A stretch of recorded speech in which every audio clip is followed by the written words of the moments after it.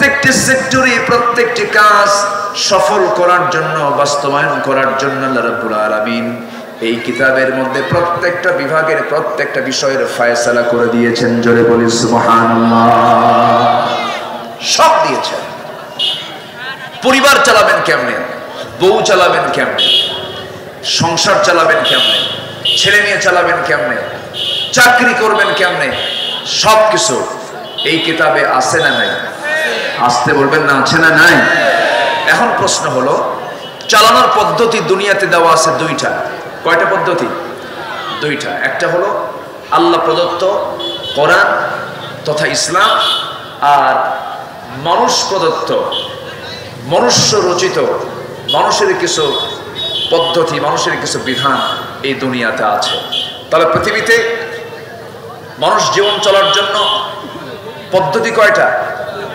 আসতে বলবেন না, পদ্ধতি কয়টা? একটা পদ্ধতি কার? জোরে বলেন। আরেকটা পদ্ধতি মানুষের।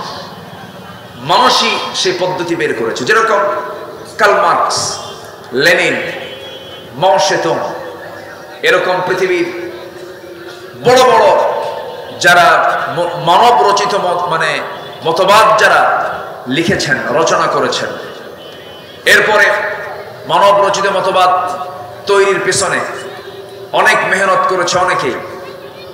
গণতন্ত্রের, ডেমোক্রেসির অনেক রূপ দিয়েছে পৃথিবীতে মানুষ।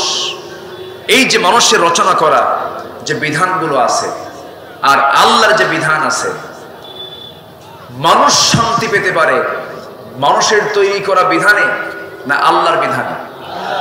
আসতে বললেন না, কার বিধানে? আল্লাহর বিধানে। কারণ যে আল্লাহ সূর্য বানাতে পারেন, যে আল্লাহ আকাশ বানাতে পারেন, সে আল্লাহকে আমাকে আপনাকে চলার জন্য একটা বিধান দিতে পারেন না? পারেন। কিন্তু এরপরেও কিছু মানুষ কেন এগুলো রচনা করেছে? এই রচনা করার পিছনে মূল কারণ হলো, পৃথিবীতে দল হলো দুটা। একটা হলো কার দল?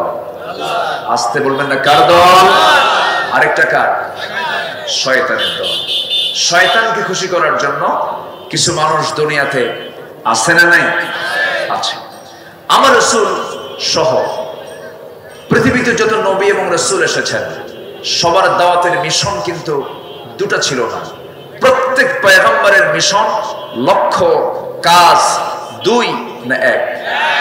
আসতে বলবেন না, দুই না এক?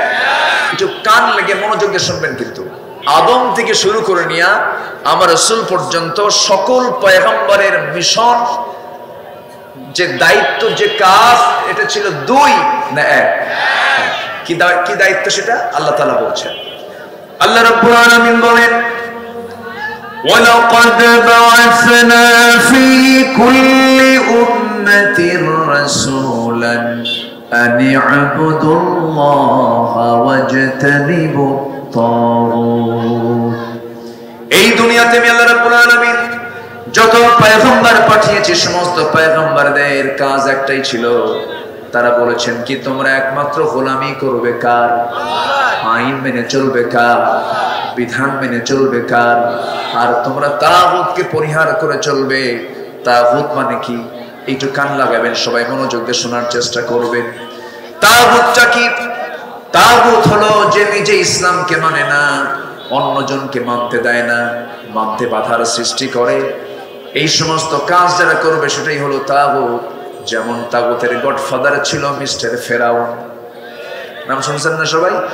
আল্লাহ তাআলা ফেরাউনকে সৎপথে আনার জন্য মুসা আলাইহিস সালামকে আল্লাহ তাআলা ডাক দিয়ে বলছেন, ইযহাব ইলা ফিরআউনা ইন্নাহু তাগা।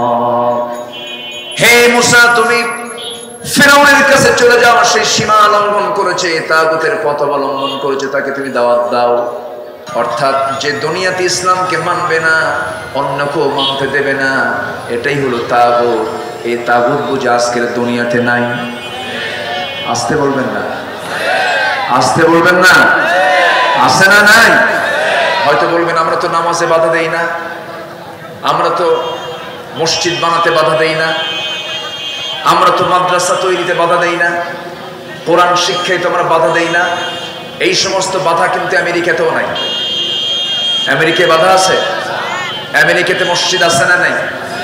ইউরোপে মসজিদ আছে না নাই? জার্মানিতে মসজিদ আছে না নাই? রাশিয়াতে মসজিদ আছে না নাই? আছে। ভারতে মসজিদ আছে না নাই? গোটা পৃথিবীর কোন সরকার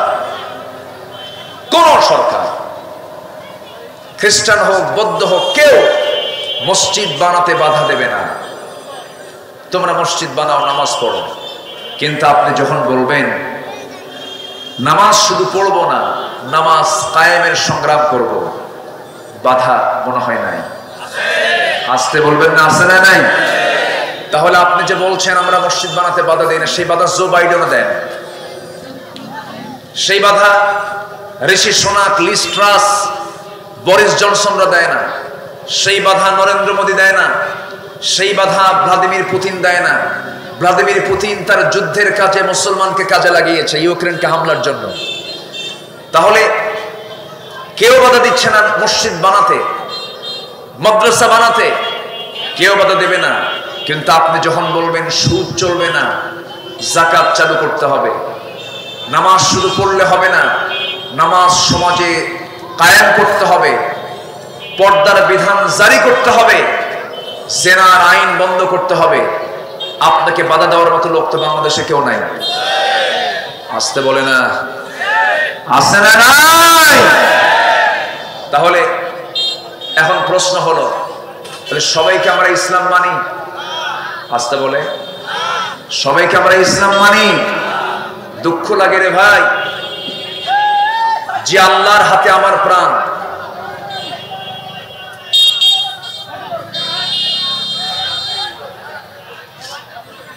যে আল্লাহর হাতে আমার প্রাণ, যে আল্লাহ আমাকে চালান, যার প্রাণ আমার হাতে, আমার প্রাণ যার হাতে, সেই মহান রবের নাম আল্লাহু আকবার। কোন এক ব্যক্তি জনসভায় বক্তৃতা দিতে নিয়ে আল্লাহু আকবার বললেন, এটা নাকি বিশাল বড় দোষের কাজ হয়ে গেছে, এটা নাকি জঙ্গি জঙ্গি গন্ধ করে। আল্লাহু আকবার। আমার যখন জন্ম হয়েছে তখন আমার কানে এই আজান শব্দ শোনানো হয়েছে কি হয় নাই? যদি না হয়ে থাকে তাহলে আপনি মুসলিম পরিবারে জন্ম নেন নাই। আসতে কোন কেন? মুসলিম পরিবারে জন্ম নিলে নিজে না পারলে হুজুর একটা ডাক দিয়ে নাকি কানে কি ঢুকা দেয়? আরো জোরে আল্লাহু আকবার। জন্মের স্লোগান হলো আল্লাহু আকবার, নামাজের স্লোগান হলো আল্লাহু আকবার, আযানের স্লোগান হলো আল্লাহু আকবার। জীবনের ৬০-৭০ বছরের এই সময়টা পার করে আমি যখন মৃত্যুর মুখোমুখি হয়ে যাব, আমার লাশ গোসল করায়া, কাফনের কাপড় পরায়া যখন জানাজার প্রান্তরে নেবে, তখন ইমাম সাহেব লাশকে সামনে রেখে তাকবীর দিবেন কয়টা? তখনও বলতে হবে কি? আরো জোরে, আরো জোরে বলেন। তাহলে জন্মে আল্লাহু আকবার, মৃত্যুতে আল্লাহু আকবার, নামাজে আল্লাহু আকবার, আকামতে আল্লাহু আকবার, গরু জবাই করতে নিয়ে বিসমিল্লাহ আল্লাহু আকবার, জনসভায়, তাফসিরে, ওয়াজ মাহফিলে, দলের মিটিং এ আল্লাহু আকবার বলতে যাদের লজ্জা পায়, তাদের জানাজা না দিয়ে কুত্তা বিড়ালের মতো বিদায় করা দরকার। এই মতের পক্ষে রাজি আছেন কারা কারা? হাত তুলে করে দেখা।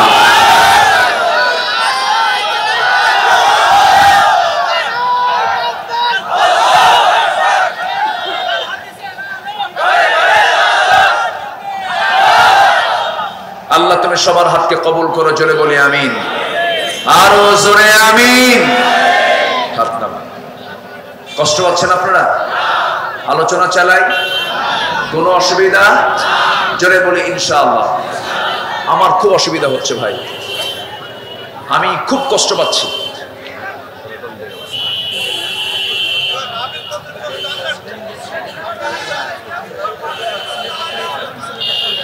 আচ্ছা, আমার দিকে তাকান।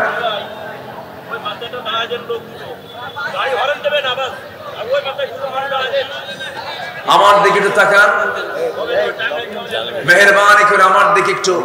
শৃঙ্খলা পরিবেশ, এটা তো বুঝতে হয়, কিছু এক্সপেরিয়েন্স লাগে, অভিজ্ঞতা লাগে। তারা কেমনে যে কাজটা করলো বুঝলাম না। আমার দিকে তাকান এখন। তাহলে তাহলে আমরা দুনিয়াতে এসেছি কার গোলামি করার জন্য? সমস্ত নবীর দাওয়াতি কাজ দুই না এক? সমস্ত নবীর দ্বীনের নাম কি? আরো জোরে, আরো জোরে। আমাদের দ্বীনের নাম কি? আমাদের জীবন বিধানের নাম কি? ইসলাম। যেই ব্যক্তি অথবা যেই প্রতিষ্ঠান তার জীবন চলার পথে ইসলামকে না রেখে অন্য কিছুকে নিয়ে চলবে, আব্দুর রহমান নাম হলেও সে মুসলমান না, আব্দুর রহিম হলেও সে মুসলমান না, আব্দুল মালিক হলেও সে মুসলমান নয়। ওটা ভণ্ডামি। ওটা কি? ভণ্ডামি। সামিআনা ওয়া আতাআনা, শুনলাম মানলাম, কোন প্রকার আপত্তি করা যাবে না। চোর চুরি করলে হাত কাটো, এটা কি মোল্লার বিধান না আল্লাহর বিধান?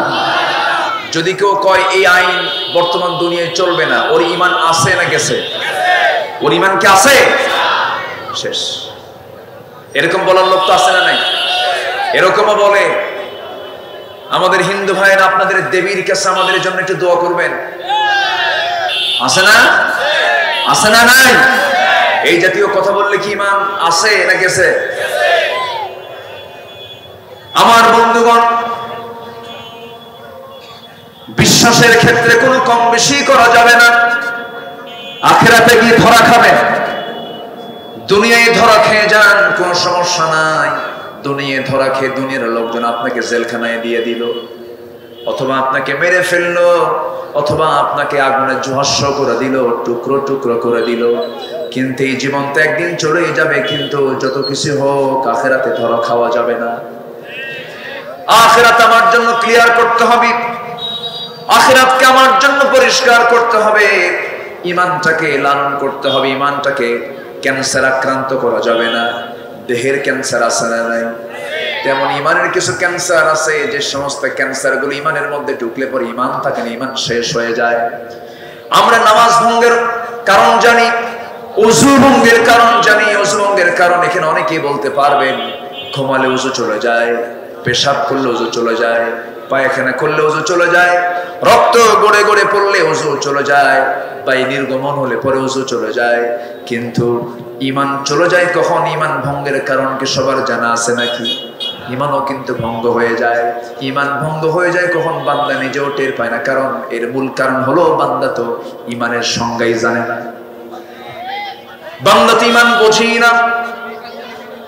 গোটা কোরআনে কতগুলো আয়াত আছে, শুরু থেকে শেষ পর্যন্ত, সূরা বাকারা থেকে নাস পর্যন্ত, বিসমিল্লাহির রহমানির রহিম থেকে মিনাল জিন্নাতি ওয়ান নাস এই পর্যন্ত যতগুলো আয়াত আছে, এই আয়াতের ভিতরে আপনি যদি একটা হরফকে অস্বীকার করেন, কফ ওয়াল কুরআনিল মাজিদ, এই কফ, এই একটা হরফকে আপনি যদি অস্বীকার করেন, আপনি কাফের হয়ে যাবেন। কিন্তু কোরআনের একটা হরফকে অস্বীকার করার মতো লোক আমার দেশও আছে না নাই? আসতে বলবেন না, আছে না নাই? কোরআন মানবো কি নিজ ইচ্ছায় না আল্লাহর ইচ্ছায়? কোরআন মানবো আমি নিজের পরামর্শে না আল্লাহর পরামর্শে? ইসলাম মানবো আংশিক না পুরোপুরি? পুরোপুরি। কোন কাজ পুরোপুরি না হলে কখনো সফল হওয়া যাবে না। যশোরের ট্রেন লাইন আছে, যশোর থেকে আপনি ঢাকা যাবেন, ট্রেনে চড়েছেন, যশোর স্টেশনে চড়ে আপনি 20 মাইল দূরে চলে গেছেন। হঠাৎ করে আপনার সেই ট্রেনের 50 চাকার মধ্যে একটা চাকা বিকল হয়ে গেছে। একটা চাকা বিকল হওয়ার কারণে ট্রেনের চাকা কি আর ঘুরবে নাকি? ঘুরবে না। তখন বলবে ইঞ্জিনিয়ার ডাকো, মেকার ডাকো, মেকানিক্যাল ইঞ্জিনিয়ারকে তাকে ডেকে আনো। 50টা চাকার মধ্যে একটা চাকা নষ্ট হলে যেমন গোটা 49টা চাকা বিকল হয়ে পড়ে, তেমনি ইসলামে রয়েছে ব্যক্তিগত জীবনের চাকা, সমাজ জীবনের চাকা, পরিবার নীতির চাকা, অর্থনীতির চাকা, স্বরাষ্ট্রনীতির চাকা, রাজনীতির চাকা, চুক্তিনীতির চাকা, পররাষ্ট্রনীতির চাকা। সব চাকা কি আপনি সচল না রেখে যদি আপনার পছন্দ মতো কিছু চাকা চালালেন, কিছু চাকাকে বন্ধ রাখলেন, আপনার গন্তব্য কিন্তু জান্নাত হবে না, আপনার গন্তব্য হয়ে যাবে জাহান্নাম। এই জন্য কোন চাকাকে বিকল রাখার কোন সুযোগ নাই। ইসলাম মানবো আমরা 1 আনা না 16 আনা? 1 আনা না 16 আনা? 16 আনা মানতে হবে। আমার বন্ধুগণ, অনেক কথা আছে, একটু মনোযোগ দিয়ে শোনার চেষ্টা করবেন, একটু কান লাগিয়ে দিয়ে শোনার চেষ্টা করবেন। আমার দেশে বহু লোক আছে 5 ওয়াক্ত নামাজ পড়ে কিন্তু বান্দার হক নষ্ট করে, আছে না নাই বলেন? বান্দার হক, এটাও কার হুকুম? আসতে বলবেন না, কার হুকুম? আল্লাহ তাআলা কিয়ামতের দিন বান্দা যতগুলো প্রশ্ন করবেন তিনি বান্দাকে, এর মধ্যে সবচেয়ে বেশি গুরুত্ব দিয়ে যে প্রশ্ন করা হবে সেটা হলো হক সম্পর্কীয় প্রশ্নগুলো করা হবে। যেমন বান্দার হক, এই বান্দার হকের মধ্যে অনেকগুলো হক আছে, যেমন পিতামাতা একটা হক, স্বামী একটা হক, স্ত্রী একটা হক, সন্তান একটা হক, প্রতিবেশী একটা হক, সামাজিক জীবনে এই সমস্ত বিষয়গুলো মনে হয় নাই? আসতে বলবেন না, না না। নামাজ পড়তে পড়তে কপাল কালো বানায় ফেলেছেন, হজও করেছেন, কিন্তু মেয়েকে ঠকাই আমি এর সম্পত্তি ছেলের নামে দলিল করে দিয়েছেন, এমন পুরা আছে না নাই? আসতে বলবেন না, আছে না নাই? এতিমের দিকে তাকায় না, দুস্থের দিকে তাকায় না, অসহায়ের দিকে তাকায় না, মিসকিনের দিকে তাকায় না, অথচ আল্লাহ তাআলা তাকে তাকানোর মতো যোগ্যতাও দিয়েছেন, সবকিছু দিয়েছেন। তাকাবে কখন? বরঞ্চ তার সম্পদ আরো মেরে খাওয়ার জন্য চিন্তা করে। রাস্তার টাকা মেরে খাওয়া লোক আছে না নাই? আসতে বলো, রাস্তার টাকা মেরে খাওয়া লোক আছে না নাই? রাস্তার টাকা কি একজনের না সবার? সেটা কি একজন খেতে পারবে? পারবে না। বিধবার ভাতা আমার দেশে আছে, বিধবা ভাতা আমার দেশে আছে। এই সাইডটা, এই যে এই সাইড একটা লোক কথা বলতে পারবে না, একটা লোক কথা বলবে না। এদিকে কেউ কথা বলবেন না। বলেন একটু খেয়াল করেন তো, আমার দিকে তাকান। বিধবা ভাতা গভর্নমেন্ট দিয়েছেন, গভর্নমেন্ট দিয়েছে, ভালো, আলহামদুলিল্লাহ। বলেন আলহামদুলিল্লাহ। বিধবার পাশে শুধু গভর্নমেন্ট কেন, ব্যক্তিও দাঁড়াতে হবে, ঠিক কিনা বলেন? বিধবার পাশে রাসূল বিধবার পাশে দাঁড়িয়েছেন, অসহায়ের পাশে। দুস্থ ভাতা, বিধবা ভাতা, বয়স্ক ভাতা, প্রতিবন্ধী ভাতা আমার দেশে আছে না? না আছে, এটা ভালো। কিন্তু বিধবার তালিকায় মাঝে মাঝে দেখা যায় চেয়ারম্যানের বউ 1 নম্বরে আছে। চেয়ারম্যান তাজা থাকা অবস্থায় তার বউ আর বিধবা হয় কেন? এটাই তো বুঝে আসে না। এরকম কিছু 2 নম্বরই আমার দেশে মনে হয় নেই বললেই চলে। আসতে বলবেন না, আছে না নাই? আছে। এই সমস্ত লোকের অবস্থান হবে হলো জান্নাত না জাহান্নাম? জান্নাত না জাহান্নাম? জাহান্নাম। আমি সূরা বালাদ থেকে তেলাওয়াত করেছি। কি সূরা থেকে বলেন তো? বালাদ।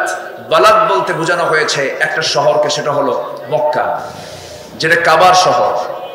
যে শহরে কাবা আছে সেই শহরকে বালাদ। আল্লাহ তাআলা এই শহরের তিনি কসম খেয়েছেন, লা উকসিমু বিহাদাল বালাদ। আল্লাহ তাআলা ওই শহরের তিনি কসম খেয়েছেন। কোন শহর?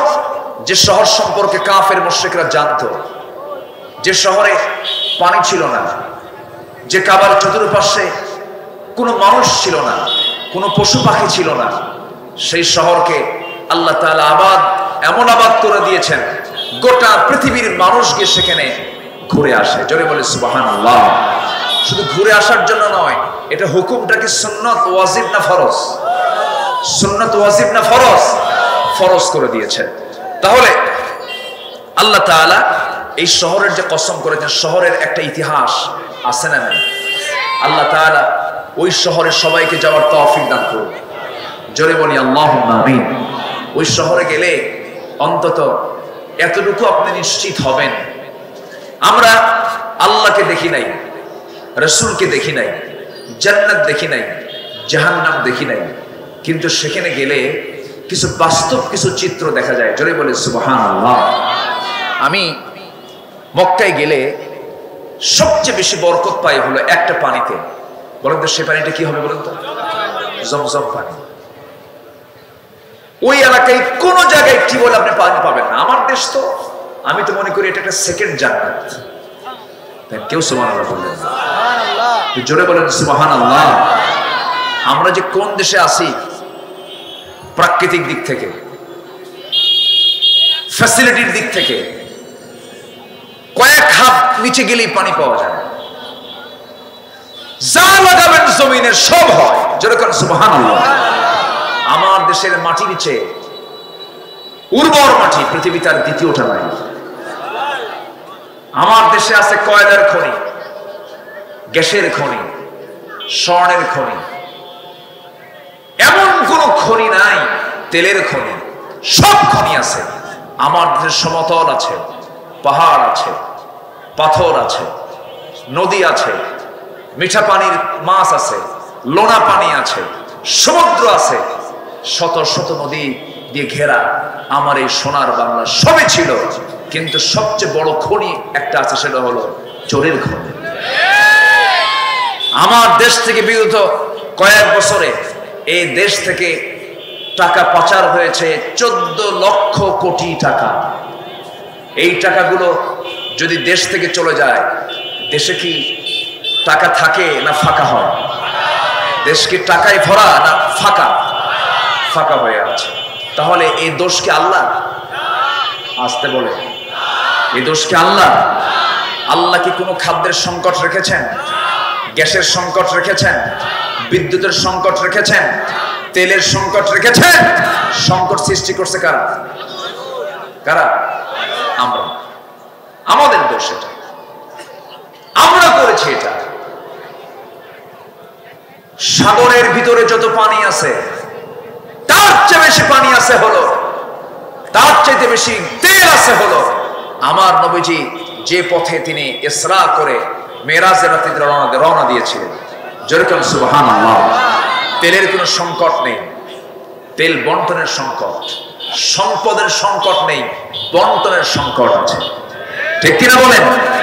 বন্টন করবে জনগণ, কিন্তু সেই জনগণের ভিতরে যদি যারা নেতৃস্থানীয় তারা যদি চোর হয়, বন্টন কি ঠিক হবে? হবে না। সম্মানিত ভাইরা, আল্লাহ তাআলা সেই কাবার কসম খাচ্ছেন, মক্কা নগরীর কসম খাচ্ছেন, দেখো আমি আল্লাহ তাআলা অনুর্বর একটা এলাকাকে উর্বর করে দিয়েছি, কোথাও পানি নেই, কোথাও আপনি পানি পাবেন না। জমজম কূপকে আল্লাহ তাআলা এত বরকতময় করে দিয়েছেন, এ পর্যন্ত পানি উঠছেই, কিয়ামত পর্যন্ত উঠবে, পানির কোনো কমতি নাই। যেরকম সুবহানাল্লাহ। পৃথিবীর সকল পানি দিয়া শুধু আপনার তৃষ্ণা নিবারণ হয়, পৃথিবীর সকল পানি দিয়ে আপনার তৃষ্ণা শুধু আপনার মিটে যায়, কিন্তু ক্ষুধা মিটে যায় না। কিন্তু জমজম কূপের পানি আল্লাহ তাআলা এমন পানি মানুষের জন্য দিয়েছেন যা শুধু পানিও না, তা একটা খাদ্যও বটে। যদি কোনো বান্দা নিয়মিত জমজম কূপের পানি পান করে, আল্লাহ তাআলা তার তৃষ্ণা সহ ক্ষুধাও নিবারণ করে দেন। জোরে বলি সুবহানাল্লাহ। এই পানিতে যা ক্যালসিয়াম, ম্যাগনেসিয়াম, পটাশ, ফসফরাস যা আছে তার চেয়ে ডাবল ডাবল আল্লাহ তাআলা জমজম কূপের পানির মধ্যে রেখে দিয়েছেন। এবং সেই জমজম কূপের পানির ফোয়ারা বের হয়েছে একজন নবীর পায়ের আঘাতে। সেই নবীটার নাম কি বলেন? সেই নবীর নাম কি বলেন? ইসমাঈল আলাইহিস সালাতু ওয়াস সালাম। ইসমাঈল আলাইহিস সালাতু ওয়াস সালাম তিনি যখন মার উদর থেকে, মার পেট থেকে যখন বাইরে চলে এলেন, দুনিয়াতে চলে এলেন, পানির জন্য মা ছটফট করে কাঁদতেছিলেন। সাফা মারওয়ায় যাওয়া আসা করেন, যাইতে যাইতে আসতে ফিরতে সাই করতে করতে এইদিকে এসে দেখেন ছোট্ট সন্তানের পায়ের আঘাতে সেখান থেকে পানির ফোয়ারা বের হয়েছে। তিনি কি করলেন? কাদা মাটি দিয়ে, বালু দিয়ে চতুর্দিকে ঠেকে দেওয়ার চেষ্টা করলেন, অঞ্জলি ভরে ভরে পানি পান করলেন। ওই যে পানির ফোয়ারা শুরু হয়েছে, গোটা দুনিয়ার মানুষ এই জমজমের কূপের পানি খাইয়া শেষ করতে পারে না। জোরে বলে সুবহানাল্লাহ। জমজম কূপের পানি পান করার দোয়াও আছে, আল্লাহুম্মা ইন্নী আসআলুকা ইলমান নাফিআ ওয়া রিজকান ওয়াসিআ ওয়া শিফাআন মিন কুল্লি দাইন। দুনিয়ার সমস্ত পানি পান করতে হয় বসে বসে, আর জমজম কূপের পানি পান করতে হয় দাঁড়ায়া দাঁড়ায়া। কিবলামুখী হয়ে রাসূল পানি পান করেছেন। এই পৃথিবীতে 3টা ওষুধ আছে, আপনার মাথায় রাখবেন। যার ক্যান্সার হয়েছে, যার বি ভাইরাস হয়েছে, যার ডায়াবেটিস হয়েছে, জটিল জটিল রোগ যাদের মধ্যে হয়েছে, 3টা জিনিস রেগুলার রাখবেন। নাম্বার 1 হলো আল্লাহ তাআলা সূরা নামল নাজিল করে একটা স্থায়ী ওষুধ দিয়েছেন, সেটা হলো মধু। মধু তুমি পান করবে, সাথে কালো জিরা পান করবে, বুখারীর বর্ণনা। এবং সাথে আল্লাহ তাআলা দিয়েছেন জমজম কূপের পানি। এই তিনটা, দুটা হলো পানীয়, আরেকটা হলো আল্লাহ তাআলা বীজ দিয়েছেন, কালো জিরা দিয়েছেন। এই তিনটা জিনিস একমাত্র মৃত্যু রোগের সারা পৃথিবীর সমস্ত রোগের ঔষধ। জোরে কোন সুবহানাল্লাহ। আমার নিজের চোখ সাক্ষী, আমি নিজের চোখে দেখেছি ক্যান্সারের রোগী। কিসের রোগী বলেন? ক্যান্সারের রোগী।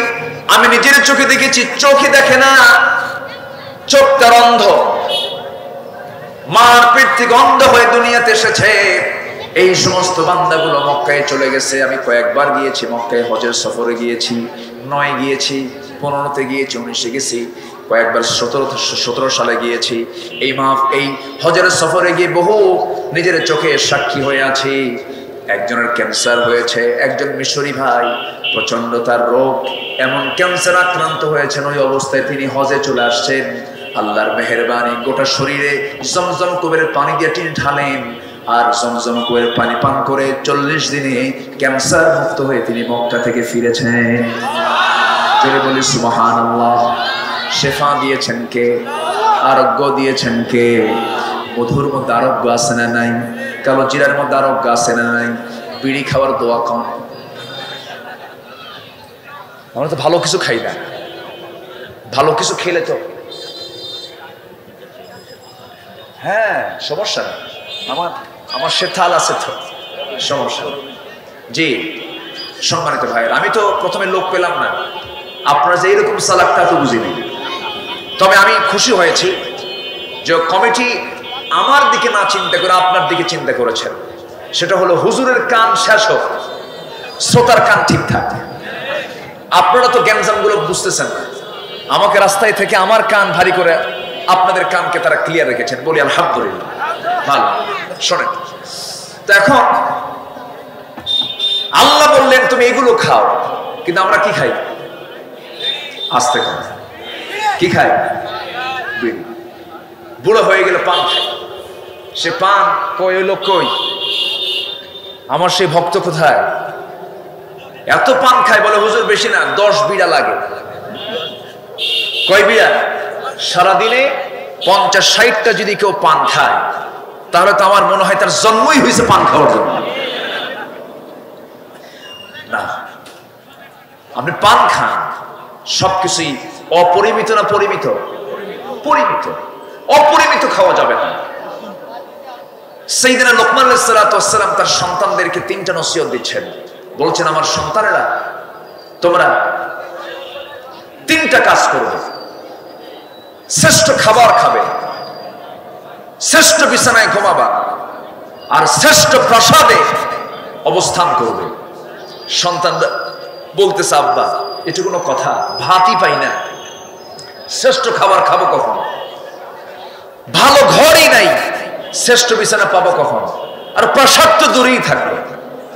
লোকমান বললেন, তোমরা আমার কথা বোঝো নাই। এবার তিনি বললেন, শোনো, তোমরা শ্রেষ্ঠ খাবার খাবে মানে যখন তোমরা খেতে বসবে, ক্ষুধা পেটে বসবে, আবার ক্ষুধা পেটে উঠবে, তোমার কাছে মনে হবে সেই খাবারটাই তোমার জীবনের শ্রেষ্ঠ খাবার। নাম্বার 2 হলো শ্রেষ্ঠ বিছানায় ঘুমাবা। শ্রেষ্ঠ বিছানায় ঘুমানো মানে কোন সময় তুমি কাজ না করে ঘুমাবা না, কাজের শরীর বানাবা, প্রচুর পরিশ্রম করবে, পরিশ্রম না করে বিছানায় যাবা না। পরিশ্রম করে যখন বিছানায় চলে যাবে, বিছনা লাগবে না তোমার কাছে, ওই বিছনাই হবে পৃথিবীর শ্রেষ্ঠ বিছানা, ঘুম হবে। যেরকম সুবহানাল্লাহ। সন্তানদেরকে কি সুন্দর করে নসিহত দিচ্ছেন। নাম্বার 3 হলো শ্রেষ্ঠ প্রাসাদ হলো মানুষের অন্তরকে জয় করবে। মানুষের অন্তরকে যদি জয় করতে পারো, এর চাইতে বড় প্রাসাদ আর দুনিয়াতে নাই। যেরকম সুবহানাল্লাহ। আল্লাহ তুমি সকল বদনেশা থেকে আমাদেরকে হেফাজত করো। জোরে বলি আমিন। সকলকে সেই শহর, যে শহরের কসম আল্লাহ তাআলা খেয়েছেন, সেই কাবার সামনে গিয়ে সবাইকে কাবা ঘর জিয়ারত করার তৌফিক তুমি আল্লাহ দিয়ে দাও। জোরে বলি আল্লাহুম্মা আমিন। আল্লাহ তাআলা এই বালাদ সূরার ভিতরে সৌভাগ্যবান কিছু বান্দার কথা বলেছেন। কোন কোন বান্দা সৌভাগ্যবান, কোন কোন কাজের মধ্য দিয়ে বান্দা সৌভাগ্য অর্জন করে জান্নাতে চলে যাবে, তারা হবে ডানপন্থী। জোরে কান সুবহানাল্লাহ। আল্লাহ তাআলা 7টা কাজের কথা বলেছেন, 7টি আমল। কয়টা আমল বলেন? 7টি আমল যার মধ্যে থাকবে সে হবে সৌভাগ্যবান। আল্লাহ রাব্বুল আলামিন বলেন, فلقتحم العقبة وما أدراك ما العقبة فك رقبة أو إطعام في يوم ذي مسغبة يتيما ذا مقربة أو مسكينا ذا متربة ثم كان من الذين آمنوا وتواصوا بالصبر وتواصوا بالمرحمة أولئك أصحاب الميمنة والذين كفروا بآياتنا هم أصحاب المشأمة عليهم نار মুসাদা। জোরে বলুন আল্লাহু আকবার। এই যে আয়াতগুলো বলতেছি, বিরক্ত হচ্ছেন নাকি? আলোচনায় আয়াত যত বেশি হবে বরকত তত বেশি হবে। আলোচনায় বাংলার পরিমাণ যত কম থেকে আরবির পরিমাণ যত বেশি থাকবে, আয়াত হাদিস যত বেশি থাকবে, এতে বরকত কম হবে না বেশি হবে? বলেন, বেশি হবে। আল্লাহ রাব্বুল আলামিন বলছেন, ওই সমস্ত বান্দারা সৌভাগ্যবান। 1 নাম্বার, যে বান্দা কি করবে? ফাক্কু রাকাবাতিন, দাস মুক্ত করবে। দাসের কথা আজকে আমার বাংলাদেশে নাই, তবে যুদ্ধ লেগে গেলে সেই সময় দাসের সিস্টেম হতে পারে কিনা বলেন? যুদ্ধবন্দিত হতে পারে। দাসের সিস্টেম কিয়ামত পর্যন্তই কিছু কিছু জনপদে থেকে যাবে। আল্লাহ তাআলা কোরআন তো নাযিল করেছেন শুধু বাংলাদেশের জন্য নয়, কোরআন নাযিল করেছেন গোটা দুনিয়ার জন্য। গোটা কোরআন গোটা দুনিয়ার জন্য নাযিল করেছেন। 1 নাম্বার কাজ হলো যারা মানুষকে বন্দী না রেখে মুক্ত করবে, দাস মুক্ত করবে, দাসী মুক্ত করবে, আল্লাহ তাআলা তাদেরকে সৌভাগ্যবান বলেছেন। নাম্বার 2 হলো যারা দুর্ভিক্ষের দিনে খাদ্য দান করবে। নাম্বার 3 হলো এতিম আত্মীয় স্বজনকে যারা খাওয়াবে। ইয়াতীমান যা মাতরাবা আও মিসকিনান যা মাতরাবা ইয়াতীমান যা মাকরাবা, নিকটতম এতিম যারা আছে তাদেরকে খাওয়াবে। কিন্তু খাওয়ানো তো দূরের কথা, এতিম যে সম্পদ পাবে সেই সম্পদ চাচা পর্যন্ত মেরে খায়, এমন চাচা বাংলার জমিনে মনে হয় নাই। আছে না নাই? এগুলো কার হক নষ্ট? বান্দার। এতিম একটা অপশন, কিন্তু বান্দার হক যতগুলো আছে এর মধ্যে একটা এতিমের হক। এতিমের টাকা, এতিমের মাল মেরে খাওয়া মানুষ আছে না নাই? আছে না? আচ্ছা, চাচা অর্থাৎ ভাইকে হারিয়েছে, ভাইয়ের ছেলে রেখে ভাই চলে গেছে। এইদিকে ভাতিজা আছে, ভাতিজার অংশে যে সম্পদ চাচার অংশে সেই সম্পদ। কিন্তু জমির প্রতি শতকের মূল্য মনিরামপুর বাজারে পৌরসভার মধ্যে যে দাম আর ধানের জমির যে দাম একরকম না দুই রকম? দুই রকম, কিন্তু শতক এক। কিছু চাচা আছে দেখবেন এখানে গ্রামার খাটায়া, শতক তো ঠিক আছে, ধানের জমি চাচার ভাতিজার নামে দিয়া মনিরামপুরের চৌরাস্তার মোড়ের 4 কাঠা জমি চাচা নিজে নিয়ে বলে, বাজান আমি তোকে খুব ভালোবাসি, মাথায় হাত বুলাইয়া সব কামাই করে। এদিকে সব হবে? আসতে বলবেন না, সব হবে? এরকম চাচা নাই? আসতে বলবেন এরকম চাচা আছে না? আপনার হজ কবুল হবে না, আপনার নামাজ কবুল হবে না, আপনার কোন দান আল্লাহর দরবারে মঞ্জুর হবে না। আপনি ইতিমের মাল মেরে খেয়েছেন।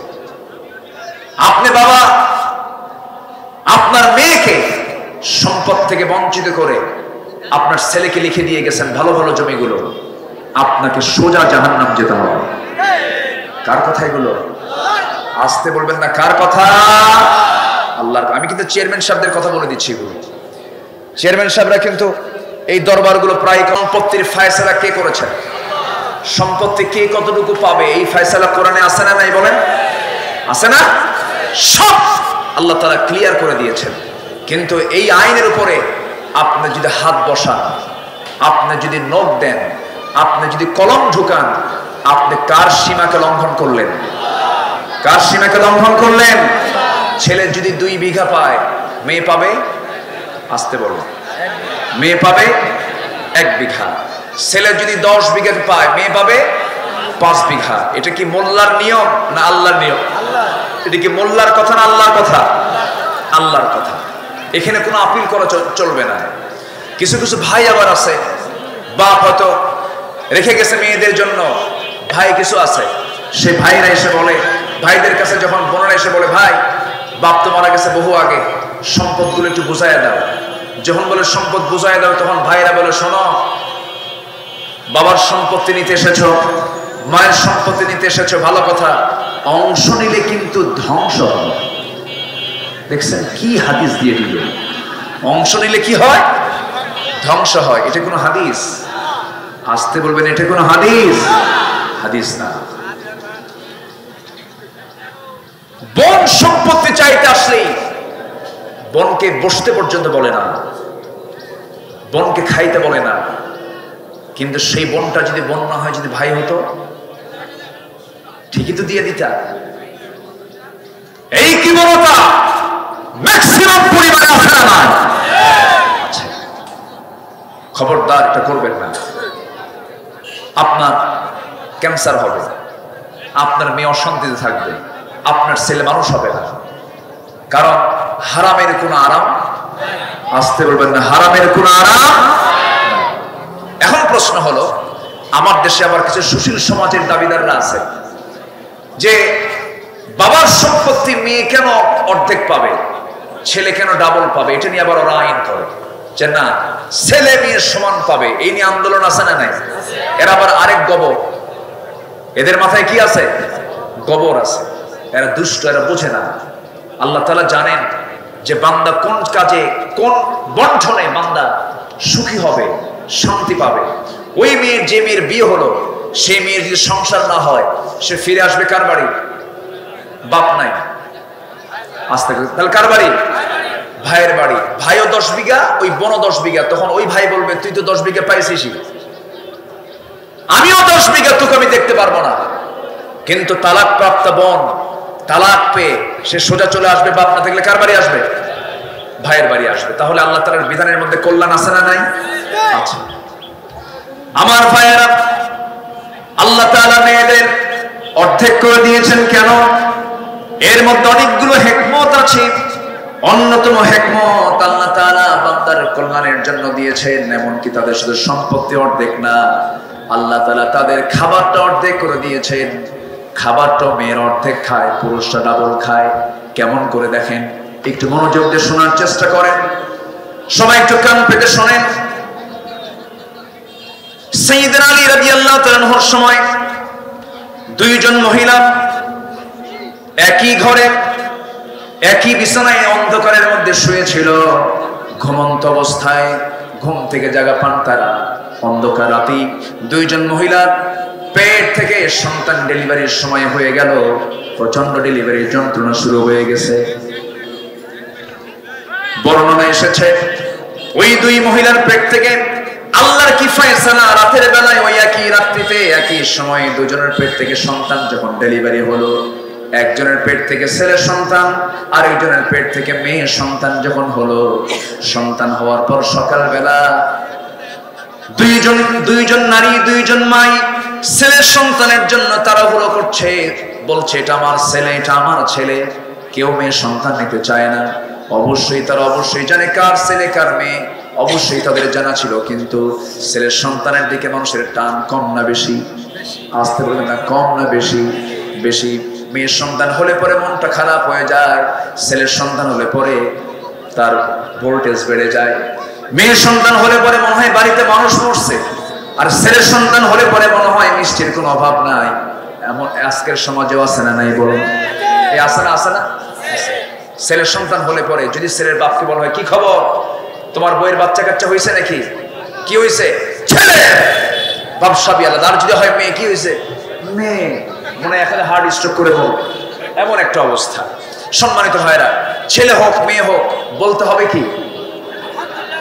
আরো জোরে কম, আরো জোরে বলেন, আরেকটু জোরে বলেন।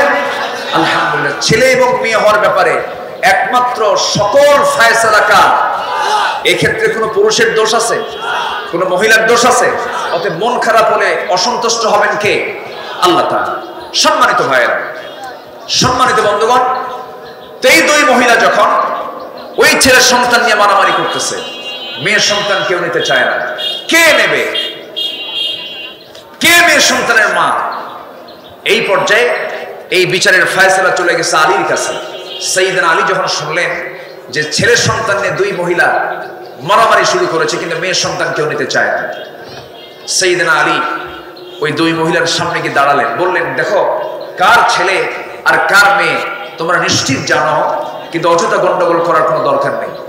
কিন্তু তারা নাসর বান্দি বলল, না এটা আমার ছেলে, এটা আমার ছেলে। সাইয়েদনা আলী বললেন, একজনকে ডাক দিয়ে বললেন যে এই দুই মহিলাকে একটা ঘরের মধ্যে নিয়ে চলে যাও।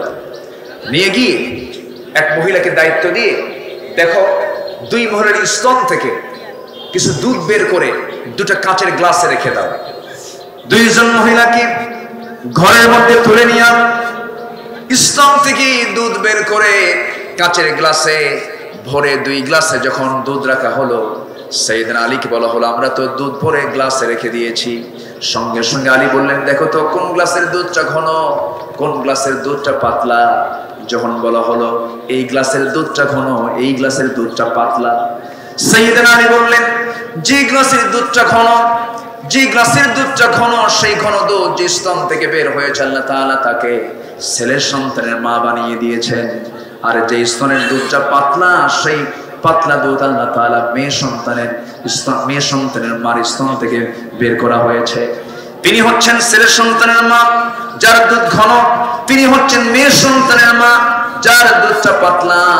এইভাবে সুন্দর করে যখন ফয়সালা করে দিলেন, দুই মহিলা আনন্দ চিত্তে সন্তান দুইটাকে কোলের মধ্যে করে নিয়ে চলে গেল। ঘন দুধ ওলি ছেলে আর পাতলা দুধ ওলি মেয়ের সন্তান নিয়ে চলে গেল। আমার ওয়াজও শেষ হয়ে গেল নাকি? এখন প্রশ্ন হলো, দুধ কেন ঘন হলো, দুধ কেন পাতলা হলো, ওয়াজ আবার শুরু হলো। জোরে বলি ইনশাআল্লাহ, আর জোরে বলি ইনশাআল্লাহ। আগে কোনো ডায়াগনস্টিক সেন্টার ছিল না। সাইয়েদনা আলী ছিলেন কেমন ধরনের মেধাবী মানুষ! আল্লাহু আকবার। কি লাইট দিলেন কেন? কি সমস্যা? সূর্যের আলো কম হয়ে গেছে? ও পিছন থেকে দেখা যায় না? আমাকে দেখতে পাচ্ছেন না আপনারা? দেখা যাচ্ছে না তো? ওনাদের চোখ কি কানা নাকি? সূর্যের আলো, এক আলোতে গোটা দুনিয়া চলে। কি লাগবে? এটা বন্ধ করেন। আমার দিকে তাকান। এটা লাগছে। কষ্ট পাচ্ছেন আপনারা? কষ্ট পাচ্ছেন? বলি আলহামদুলিল্লাহ। সবচেয়ে বেশি আরাম পাচ্ছেন দূরের মানুষগুলো, ওই পিছনে যারা বসে আছে, খুব ভালো। বলি আলহামদুলিল্লাহ। তাহলে আল্লাহ তাআলা যে বিধান দিয়েছেন, সেই বিধানের মধ্যে রহমত আছে না নাই? আসতে বলবেন না, আছে না নাই? এখন যে সমস্ত নারীরা বলে ছেলে যদি 2 বিঘা পায়, মেয়ে কেন 2 বিঘা পাবে না, তাদেরকে বলবেন, তোরা দুধ পাতলা কেন খাস? পুরুষের মতো ছেলের সন্তানের মতো ঘন করে খা। আল্লাহ তাআলা খাদ্য সিঙ্গেল করে দিয়েছেন, পুরুষের অর্ধেক করে দিয়েছেন। আল্লাহু আকবার। এগুলো কার ফয়সালা? আল্লাহর। আসতে বলবেন না, কার ফয়সালা? আল্লাহর ফয়সালা। সম্মানিত ভাইয়েরা, আমি যখন আলোচনা শুরু করি, যখন প্রথমে আসি, তখন মানুষ আসা শুরু হয়েছে, এখনো আসার উপরই আছে। আমার দেশের কিছু লোকজনের স্বভাব এরকমই, আজান হয় 12:15টায়, মুসল্লি হাজির হয় নামাজের একটু আগে, খুব সময় সচেতন তারা। এরকম কিছু মুসল্লি আছে না নাই বলেন তো? আছে। অথচ জুমার দিনে যে প্রথম সবার আগে যে ব্যক্তি মসজিদের প্রথম কাতারে এসে হাজির হবে, প্রথম যে ঢুকবে, আল্লাহ তাআলা তাকে একটা উট কুরবানির সওয়াব দিবেন। জোরে বলে সুবহানাল্লাহ। এটা কিন্তু কোনো দুর্বল কথা নয়, সহিহ বুখারীর বর্ণনা। যদি কেউ জুমার দিন, সিয়াসেতের হাদিস, যদি কোনো জুমার দিন কোনো ব্যক্তি সবার আগে মসজিদে যে বান্দা ঢুকবে, আল্লাহ তাআলা তাকে একটা উট কুরবানির সওয়াব দিয়ে দেবেন। এর মানে কি? ভালো কাজে পরে আসা না আগে আসা? আমরা কি করি? আমরা কি করি? পরে আসি। এখন এই যে পরের যে লোকগুলো আসছে, এই লোকগুলো মাহফিল শেষ করার পরে বলবে, হুজুর কি আলোচনা করলো কিছুই তো বুঝলাম না, আসছে কিন্তু সবার পরে। কথা বোঝেন নাই? এই হচ্ছে অবস্থা। আমরা যে কোনো কাজ, ভালো কাজকে আমরা সময় মতো আমরা আদায় করার চেষ্টা করব। জোরে বলি ইনশাআল্লাহ। তো আমার কাছে অনেকক্ষণ আগেই একটা চিরকুট দিয়েছেন, আমাকে বলেছেন, আমি বলি নাই কেন জানেন? আপনারা কোরআনের কিছু খোরাক নেবার জন্য এসেছেন। আমি যদি উঠে এই কথা শুরু করে তাহলে কেমন হয়? তো এই মাহফিল কমিটি তারা চালিয়ে যাচ্ছেন এই মাহফিলটা। এই মাহফিল প্রত্যেক বছর হোক, সবাই আপনারা চান তো নাকি? আমি আলোচনার 7টা পয়েন্টের কেবল একটা পয়েন্ট আমি বলেছি, আরো 6টা পয়েন্ট রয়েছে। সৌভাগ্যবান কারা আর দুর্ভাগা কারা, পোড়া কপাল কারা, এটা আমি আক্ষরিকভাবে হলেও আমি শেষ করার চেষ্টা করব। তার আগ দিয়ে ভলেন্টিয়াররা অনেকক্ষণ আগে ব্যাগ হাতে নিয়ে তারা দাঁড়ায় আছে, হাত লেগে গেছে তাদের, বুঝলেন? তারা অনেকক্ষণ ধরে দাঁড়িয়েও আছেন তারা। তো আমি চাচ্ছি যে যারা আসছেন, আমরা কোনো ব্যক্তিকে দেব না, আমরা এটা দেব হলো আখিরাতের অ্যাকাউন্টে, আমাদের ফিক্সড ডিপোজিট আমরা জমা করব। জোরে বলি ইনশাআল্লাহ।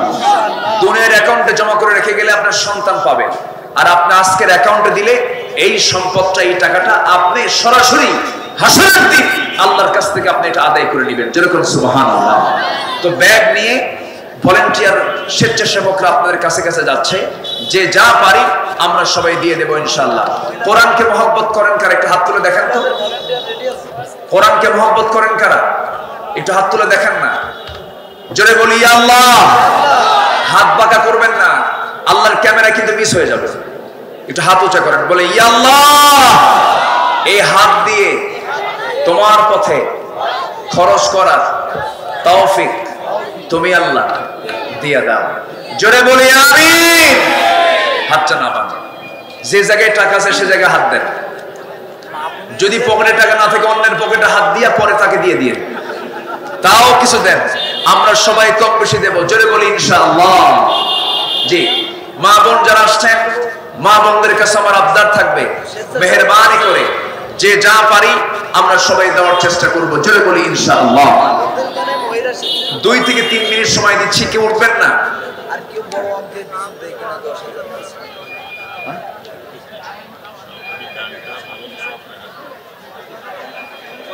জি, সবাই কথা না বলে ভলেন্টিয়াররা যাচ্ছে, আমরা দিল থেকে দেওয়ার চেষ্টা করব। জিকির করে সুবহানাল্লাহ, আলহামদুলিল্লাহ।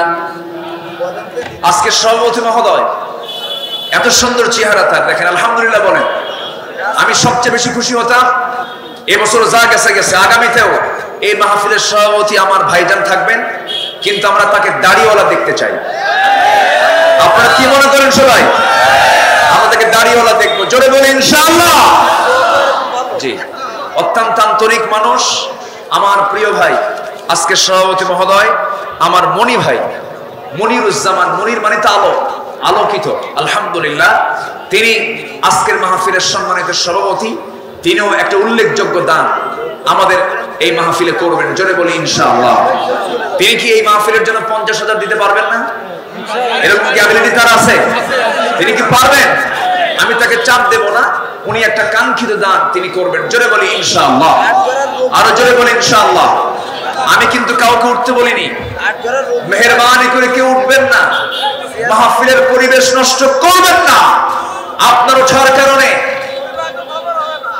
ওঠার কারণে যদি মাহফিলের পরিবেশ নষ্ট হয়, আপনাকে দায়ী হতে হবে কিয়ামতের দিন। বসেন বসেন, বিনা কারণে কেউ উঠবেন না ভলেন্টিয়ার ছাড়া। জিকির করে সুবহানাল্লাহ। আটঘরিয়া রবিউল ভাই দিয়েছেন 2000 টাকা, আল্লাহ কবুল করো। জিকির করে সুবহানাল্লাহ, আলহামদুলিল্লাহ, লা ইলাহা ইল্লাল্লাহ, সুবহানাল্লাহ। নাম প্রকাশে অনিচ্ছুক এক ভাই দিয়েছেন 1000 টাকা, আল্লাহ কবুল করো। আবু দাউদ ভাই দিয়েছেন 500 টাকা, আল্লাহ কবুল করো, নেক নিয়ত মঞ্জুর করো। নাম প্রকাশে অনিচ্ছুক 150। আরেকজন ভাই দিয়েছেন কিছু টাকা, আল্লাহ কবুল করে নাও। চাদর যাচ্ছে, ব্যাগ যাচ্ছে। আমরা গোপন দান করব। গোপন দান আল্লাহর কাছে সবচেয়ে বেশি পছন্দের। আল্লাহ তুমি সবাইকে দেওয়ার তৌফিক দাও। আর আমার মনি ভাইয়ের ঘোষণাটা আমি দিয়ে দেব। উনি কি প্রতিশ্রুতি কি দিতে চেয়েছেন? আমরা এই যে শহীদ ভাই তিনি দিয়েছেন 1000 টাকা, আল্লাহ কবুল করে নাও। আসুন আমরা আলোচনার পরিবেশে ধীরে ধীরে চলে যাচ্ছি। আর ব্যাগগুলো নিয়ে এতগুলো ব্যাগ গেল কই? ব্যাগ কি আবার পিছন দিয়ে দৌড় মারলো না তো? হ্যাঁ, তারা বড় করে। জি, মাহফিলের পরিবেশটা ঠিক রেখে সবাই এখন আমরা আলোচনার দিকে ফিরে যাচ্ছি। কোন সূরা থেকে কথা বলছিলাম বলেন তো? সূরাতুল বালাদ। বালাদ মানে হলো কিসের শহর? মক্কা শহর। যে মক্কা শহরে কার ঘর আছে? কার শহর আছে বলেন? কার ঘর আছে? আল্লাহর ঘর। সেই বালাদ শহরের, সেই বালাদের কয়েকটা আয়াত আমি তেলাওয়াত করেছি, যেখানে সৌভাগ্যবান ব্যক্তি হলো 7 জন। 1 নাম্বার, যারা দাস মুক্ত করবে, ফাক্কু রাকাবাহ। নাম্বার 2 হলো আও ইতআমুন ফি ইয়াউমিন যী মাসগাবাহ, দুর্ভিক্ষের দিনে যারা খাদ্য দান করবে। দুর্ভিক্ষের দিন খাদ্য আপনার আছে, আপনাকে খাদ্য দিয়ে লাভ আছে? লাভ নাই। কিন্তু দুর্ভিক্ষের দিনে যারা খাদ্যকে গুদামজাত করে, এরা কি আল্লাহ নিকটতম বান্দা না পাপিষ্ঠ বান্দা? রমজান মাসে আমার দেশে জিনিসপত্রের দাম কমে না বাড়ে? বাড়ে। এটা কি ইমানদার বান্দার লক্ষণ? না। আল্লাহ তাআলা বলছেন না, এটা করা যাবে না। দান করবা দুর্ভিক্ষের দিনে, তুমি খাদ্য দিয়ে তুমি যদি উৎসাহ দাও, তাহলে এটা তোমার জন্য সৌভাগ্য, আমি তোমাকে জান্নাত দেব। জোরে বলি সুবহানাল্লাহ। নাম্বার 3 হলো এতিম আত্মীয় স্বজনকে খাওয়ানো। এরপরে আল্লাহ তাআলা বলছেন, যারা ধুলাই মলিন মিসকিন, তাদের পাশে তোমরা দাঁড়াবে। আল্লাহ তাআলা এরপরে বলছেন, বান্দা নাম্বার 4 হলো ওই সমস্ত বান্দাগুলো, 1 নাম্বার দাস মুক্তি, দুর্ভিক্ষের দিনে খাদ্য দেওয়া। নাম্বার 3 হলো এতিম আত্মীয় স্বজনকে খাওয়ানো। নাম্বার 4 হলো রাস্তায় পড়ে থাকা ধুলায় মলিন যে সমস্ত লোক, তাদেরকে খাওয়ানো। এই 4টা কাজ সামাজিক কাজ, এই 4টা কাজ মানবতার কাজ। এই সমস্ত কাজে মুসলমান পিছিয়ে থাকবে না, এগিয়ে থাকবে। বলেন এগিয়ে থাকবে। এই 4টা কাজের পাশাপাশি আল্লাহ তাআলা বলছেন, সুম্মা কানা মিনাল্লাযীনা আমানু ওয়া তাওয়াসাউ বিস-সাবরি ওয়া তাওয়াসাউ বিল মারহামা। এই 4টি কাজ করার পরে যে বান্দা ঈমান আনবে, ধরুন বর্তমান দুনিয়ার ধনীর তালিকায় একজন আছে আমেরিকার Bill Gates. Bill Gates crore crore টাকার মালিক, কোটি কোটি ডলারের মালিক। সে গোটা দুনিয়ার ধনীর তালিকায় সে শীর্ষস্থানে আছে। এই বিল গেটস তার সমস্ত সম্পত্তির বিশাল একটি অংশ সে রেড ক্রসকে দান করেছে, সমাজ সেবার জন্য দান করেছে। এই যে বিশাল বড় সে দান করলো, এই দান আল্লাহর দরবারে কোনো কাজে আসবে না, কারণ তার মধ্যে কি নাই? আসতে বলবেন না, কি নাই? ঈমান নাই। ঈমান হলো 1 নাম্বার সম্পদ। আল্লাহ বলছেন, বান্দারি দাস মুক্ত করবে, দুর্ভিক্ষের দিনে খাদ্য দেবে, এরপরে এতিম আত্মীয় স্বজনদের হক আদায় করবে, এরপরে ধুলায় মলিন, ধুলায় মিশে থাকা সেই সমস্ত মিসকিনদেরকে খাবার দেবে। এরপরে তুমি ঈমান আনবে। ঈমান আনবে কার উপরে? আসতে বলবেন, ঈমান আনবে কার উপরে? কিন্তু আমার দেশে বহু লোকের নাম আছে ঈমান আলী, কিন্তু ফজর নামাজ পড়ে না। নাম হলো ফজর আলী, কিন্তু ফজরে নাক ডেকে ঘুমায়। আছে না নাই বলেন? নাম হলো আতর আলী, কিন্তু গাঁজা খাইয়া গন্ধ। আছে না নাই? নাম হলো হিম্মত আলী, কিন্তু সাইকেলের চাকা বাস্ট হলে স্টপ করে। নাম দিয়ে কাম হবে না। ঈমান এনেছি আমি, ঈমানদার যদি হয়ে থাকে, আমার দায়িত্ব হলো আযান যখন হয়ে যাবে, নামাজ আগে না কাজ আগে? ব্যবসা আগে না নামাজ আগে? দুনিয়ার সকল কাজ আগে না নামাজ আগে? আযান শোনার সঙ্গে সঙ্গে 5 ওয়াক্ত নামাজ আজকে থেকে আর ছাড়বো না। কারা? একটু হাত তুলে দেখান তো দেখি। জোরে বলি ইয়া আল্লাহ, আর জোরে বলি ইয়া আল্লাহ, ইয়া রহমান, ইয়া রহিম। হাত উঁচু করেন, হাত উঁচু করেন, দেখেন তো কারা কারা হাত তোলে না। মাহফিল কইরা, মাহফিলে এসে যদি নামাজি না হয় তাহলে কেমন হলো? একটু হাত তোলেন। যারা যারা হাত তুলবেন আমি বলবো তারাই মনে হয় আবু জাহেলের দলের লোক নাকি? নামাজ মুসলমান যারা হাত তুলতে বলুন, ইয়া আল্লাহ আমাদেরকে 5 ওয়াক্ত সালাত আদায় করা তৌফিক তুমি আল্লাহ দিয়া দাও। জোরে বলি আমিন, আরো জোরে আমিন, আরো জোরে আমিন। আল ফারকু বাইনাল মুমিন ওয়াল কাফির তারকুস সালাত। কাফের এবং মুমিনের মধ্যে পার্থক্য সৃষ্টি করে কি? সালাত। বলেন পার্থক্য সৃষ্টি করে কি? নামাজ। নামাজ কেউ ছাড়বো না। আমার নবীর জীবনের শেষ নসিহত ছিল হলো নামাজ। শেষ নসিহত কি? নামাজ। আমরা মারা যাওয়ার আগ দিয়ে ছেলেকে বলে যে বাবা তুই এটা করিস, মেয়েকে বলে মা তুই এটা করিস, তুই সম্পত্তি নিবি, এটা করবি, ওটা করবি। রাসূল মারা যাওয়ার আগ দিয়ে উম্মতের জন্য বলে গেছেন কি? নামাজ। আয়েশা বর্ণিত হাদিস, রাসূল যখন মারা যাবেন মারা যাওয়ার আগ দিয়ে আমার নবীজি সাহাবায়ে কেরামের সাথে কথা বলছেন, বিদায় নিচ্ছেন। আমার নবীর একজন খাদেম ছিলেন আনাস বিন মালিক রাদিয়াল্লাহু তাআলা। তার মা জুবাইর ইবনে আল-আওয়াম রাদিয়াল্লাহু তাআলা তাকে 10 বছর বয়সে মদিনার মসজিদে রাসূলের সামনে তাকে দিয়ে যান, কাঁদেন আর বলেন, হুজুর, মদিনার আনসার সাহাবীরা উট দিল, খেজুর বাগান দিল, বাড়ি দিল, সোনা দিল, গহনা দিল, আমি তো কিচ্ছু দিতে পারলাম না, আমার সন্তানকে আমি আপনার হাতে দিয়ে গেলাম। রাসূল তাকে খাদেম বানালেন, এমন খাদেম রাসূল তাকে কোনোদিন কাজের অর্ডার দেন নাই। তা তো জানি নাই, বরঞ্চ আনাস বিন মালিক বলেন, বরঞ্চ আমি কোনো কিছু ভুল হলে পরে রাসূল আমাকে তা ঠিক করে দিতেন। হযরত আনাস বলেন, আমার বয়স যখন 20 হয়ে গেল, আমার নবীজির ইন্তেকালের সময় হয়ে গেল, নবীজি সবার কাছ থেকে বিদায় নিচ্ছেন। এবার আনাসের সামনে এসে বলছেন, আনাস, আমি মনে হয় দুনিয়াতে বাঁচবো না, আমি দুনিয়া থেকে যে কোনো মুহূর্তে বিদায় নিয়ে নেব। সাইয়েদনা আনাস রাদিয়াল্লাহু তাআলা নবীজি এই মৃত্যুর পূর্ব মুহূর্ত কষ্ট সহ্য করতে না পেরে বাইরে বের হয়ে চলে গেলেন। পাহাড়িয়া গর্তের মধ্যে গিয়া সেজদায় পড়ে পড়ে কাঁদেন, আল্লাহর দরবারে রোনাজারি করেন। রাসূল তাকে মৃত্যুর পূর্বে দেখতে পাচ্ছিলেন না। রাসূল বলছেন, সবাই তো আমি দেখতে পাচ্ছি, কিন্তু আমার খাদেম আনাসটা কই, আমার আনাসটা কই গেল? তন্ন তন্ন করে ওমরে ফারুক খুঁজে গিয়ে দেখেন হযরত আনাস একটা গর্তের মধ্যে, গুহার মধ্যে, পাহাড়িয়া গর্তের মধ্যে, গুহার মধ্যে তিনি সেজদায় পড়ে পড়ে কেঁদে কেঁদে বলছেন, আল্লাহ, আমার বয়স মাত্র 20 বছর, নবীজির খেদমত শুরু করেছি 10 বছর বয়সে, খেদমত তেমন করতে পারি না। আল্লাহ, তোমার দরবারে ফরিয়াদ করি, আল্লাহ তুমি আমার রাসূলকে যুগের পর যুগ হায়াত বাড়ায়া দাও, আমি আনাস যেন তাকে যুগের পর যুগ যেন খেদমত করে যেতে পারি। এই দোয়া করছেন আর কাঁদতেছিলেন। পিছন দিকে ওমরে ফারুক বলছেন, ওরে আনাস, রাসূল তোমার জন্য দিওয়ানা হয়ে গেছে, তাড়াতাড়ি চলো। রসুলকে খুশি করার জন্য ওমরে ফারুক আনাসকে সেই জায়গা থেকে ধরে এনে নবীর সামনে যখন হাজির করলেন, রসুল বলছেন, আনাস, আমার সামনে থেকে দূরে থাকো কেন? মন খারাপ করেছো নাকি? আমার দ্বারা কোনো কষ্ট পেয়েছো নাকি? যদি কোনো ভুল হয়ে থাকে তুমি আমারে মাফ করে দিও। সঙ্গে সঙ্গে আনাস বলছেন, ইয়া রাসূলুল্লাহ, দোষ আপনি করবেন কেন? দোষ তো আমি করেছি, আমার বয়স মাত্র 10 বছর, মা আপনার খেদমতে আমাকে রেখে গেছেন, আমি আপনার তেমন কোনো খেদমত করতে পারি না। আমার মন চাচ্ছে আপনি যুগের পর যুগ বাঁচেন, আমি আনাস আপনার খেদমত করে যাই।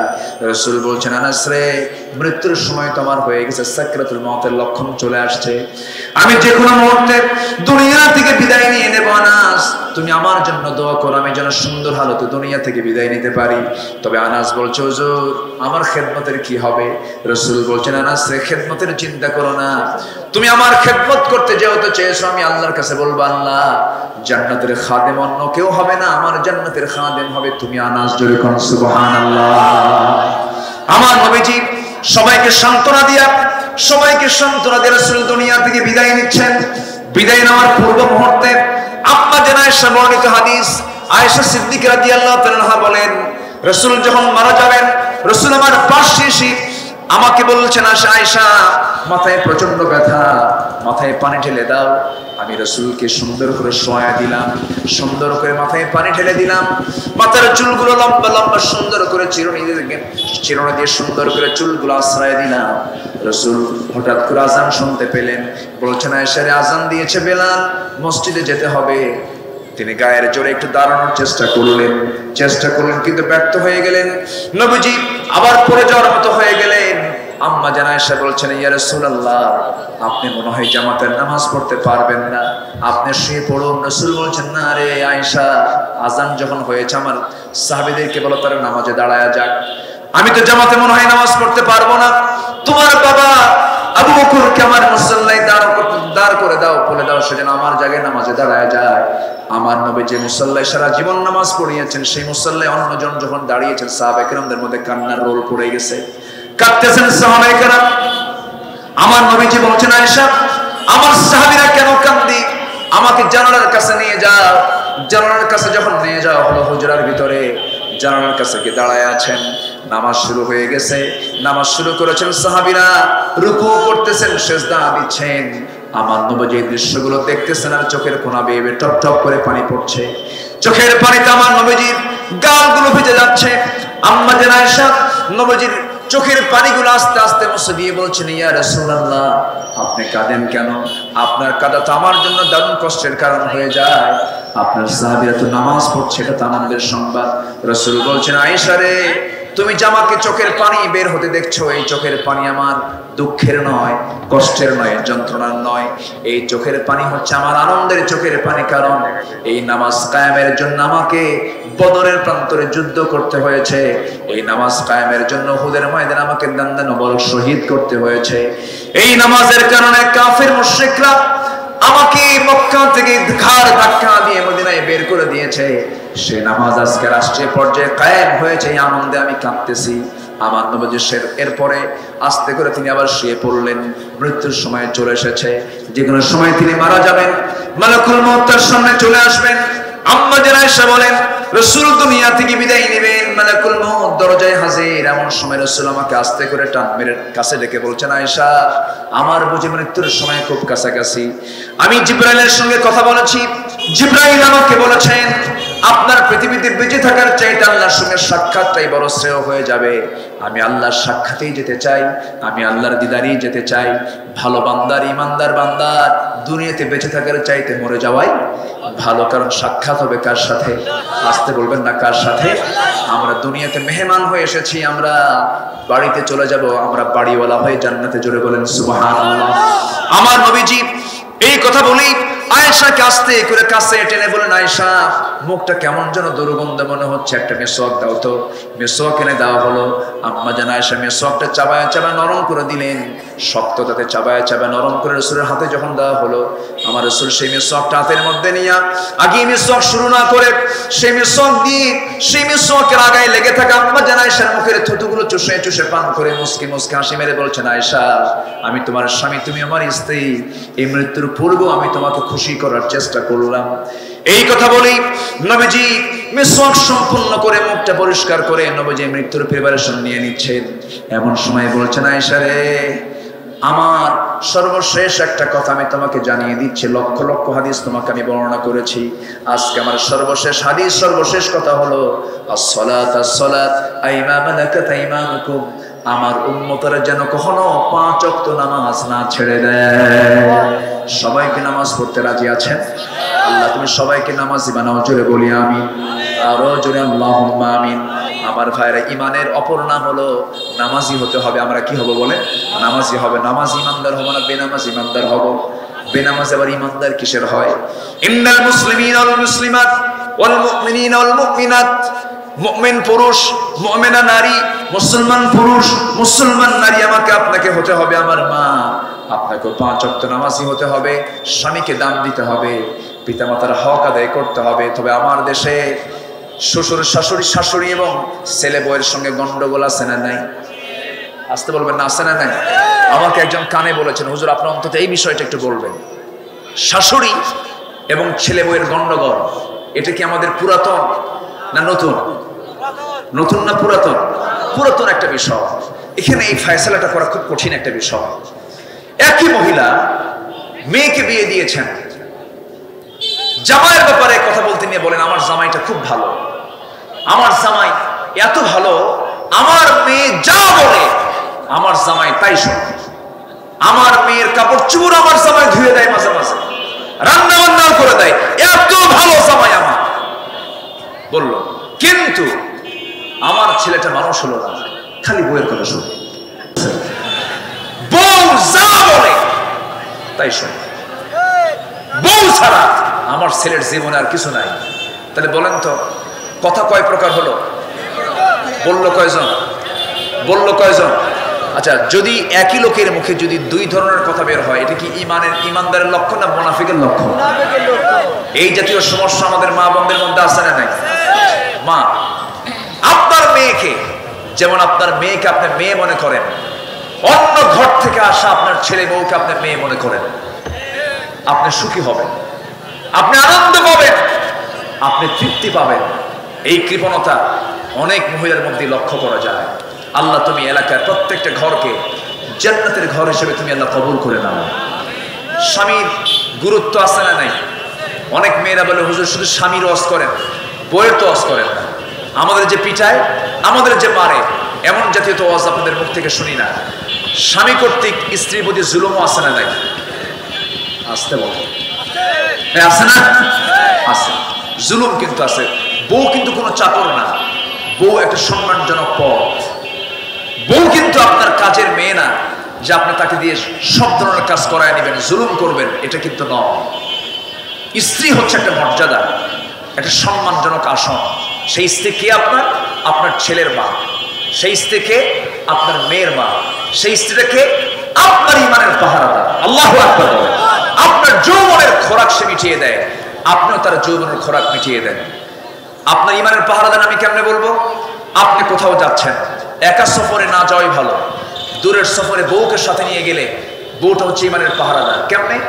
আপনি যদি রাস্তায় বের হন, বউ সাথে আছে, স্ত্রীর সাথে আছে, আপনি কি কোনো পর নারীর দিকে তাকায় থাকতে পারবেন? তাকায় থাকতে পারবেন? পারবেন না। কেন? পাশে দারোগা দাঁড়ায় আছে। যদি আপনি তাকান, যদি আপনি নজর দেন, আর এই নজরটা যদি 30 সেকেন্ড হয়, আর এই নজরও যদি বইয়ের নজরে পড়ে যায়, সেই সময় কিছু না বললেও সন্ধ্যার দিকে হয়তো আপনি বলতেছেন যে সুইটি আমার জন্য এক গ্লাস পানি আনো তো। তোমার সুইটি, ঠিক কি না? আদা হয়েছে বহুত, ইনশাআল্লাহ। আচ্ছা, আলহামদুলিল্লাহ, বসেন। তোমার সুইটি থাক। তাহলে তুমি দিনের বেলা ছায়া থাকো অন্যদিকে, আর এখন আমার তুমি সুইটি বলে ডাকো। তাহলে বউটা পাশে থাকলে ইমানের সিকিউরিটি আছে না? যে স্ত্রী আপনার ইমানের সিকিউরিটি নিশ্চিত করে, সেই স্ত্রীকে সম্মান দেওয়ার দরকার আছে না? রাসূল বলেন, আম্মা জান আয়েশা বলেন, রাসূল মাঝে মাঝে আমার হাত পা টিপে দিতেন। হয়তো মনে মনে চিন্তা করেছেন, হুজুর বউদের এমন অলস বানায় থুয়ে গেলেন। না, আমরা এই কপরের হক আদায় করবো। জোরে বলি ইনশাআল্লাহ। কেউ কাউকে আমরা বোঝা মনে করবো না, কেউ কাউকে আমরা চাকর মনে করবো না, কেউ কাউকে আমরা হেয় করবো না। সবাইকে আমরা সম্মান দিয়ে শ্রদ্ধার চোখে দেখার চেষ্টা করব।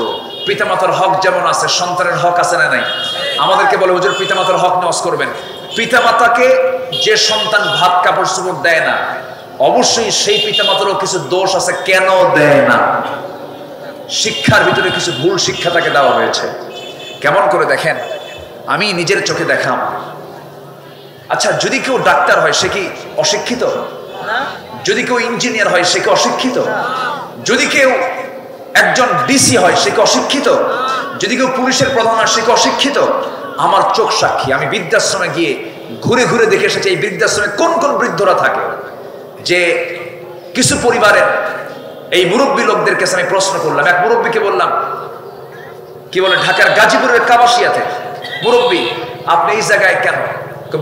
বললেন উনি, বাবা আমাকে এখানে আমার এক ছেলে রেখে গেছে। ছেলে কি করে? ছেলে বড় ডাক্তার। বললাম, ছেলে ডাক্তার? আপনি তাকে ডাক্তারি পাস করিয়েছেন, আপনি এখানে কেন? বাবা খুব ব্যস্ত, ওরা আমাকে সময় দিতে পারে না, আমার খোঁজ খবর নিতে পারে না, এই জন্য এখানে থুয়ে গেছে।